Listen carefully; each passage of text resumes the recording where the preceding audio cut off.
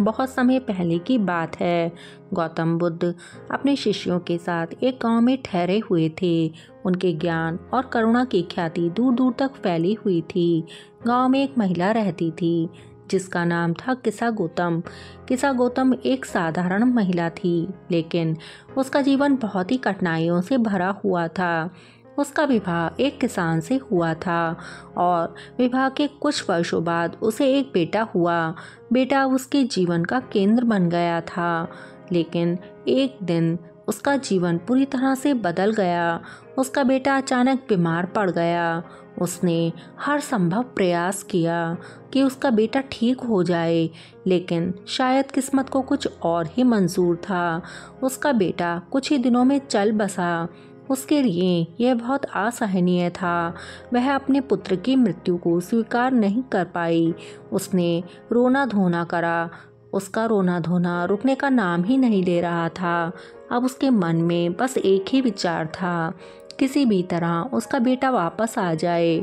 वह अपने बेटे के मृत शरीर को लेकर पूरे गांव में घूमने लगी और लोगों से प्रार्थना करने लगी, कृपया मुझे ऐसा उपाय बताइए जिससे मेरा बेटा फिर से जीवित हो सके।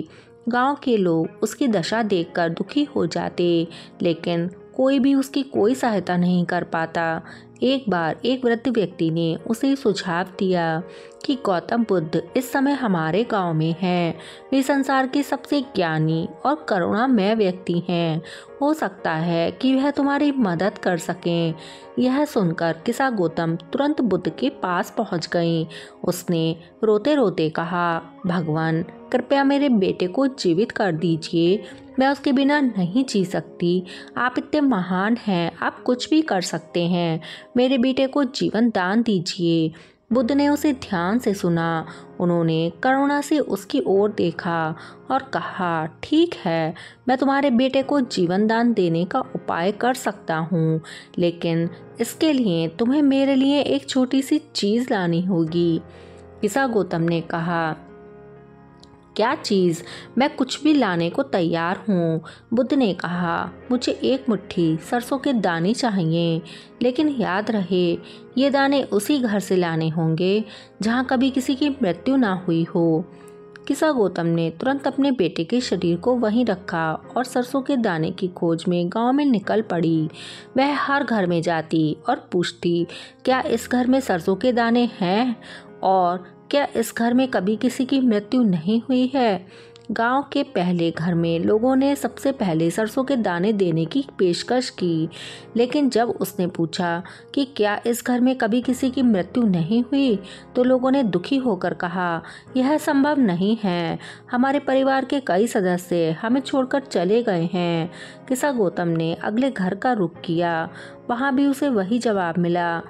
एक घर, दो घर, 10 घर, हर जगह उसे यही सुनने को मिला कि मृत्यु से कोई नहीं बच सकता। धीरे धीरे अब किसा गौतम को यह एहसास होने लगा कि मृत्यु एक अटल सत्य है। यह केवल उसके बेटे के साथ ही नहीं हुआ, बल्कि हर घर में किसी न किसी ने अपने प्रियजनों को खोया है।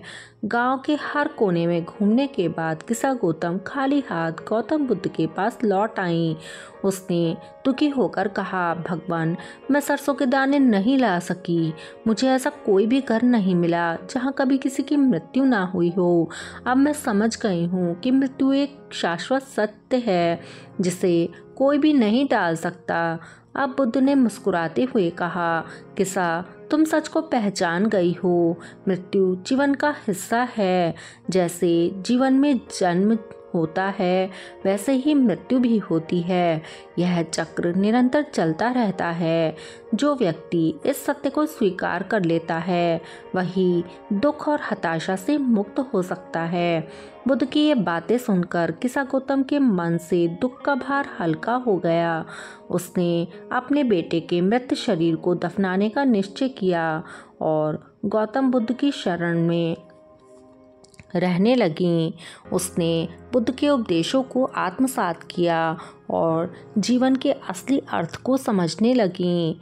मित्रों, गौतम बुद्ध की यह कहानी हमें सिखाती है कि जीवन में दुख और हताशा आना स्वाभाविक है, लेकिन इनसे बाहर निकलने का मार्ग सत्य को स्वीकार करना है। मृत्यु जीवन का ऐसा पहलू है जिसे कोई नहीं नकार सकता। जब हम इस सत्य को समझते हैं तो हमें जीवन में आने वाले कष्टों का सामना करने की शक्ति मिलती है। किस्सा गौतम की तरह जब हम भी अपने दुख के पीछे छिपे सत्य को पहचान लेते हैं तो हमारा जीवन शांत और सुखमय हो जाता है। इस कहानी के माध्यम से बुद्ध हमें यह सिखाते हैं कि दुख से मुक्ति पाने के लिए हमें अपने दृष्टिकोण को बदलना होगा।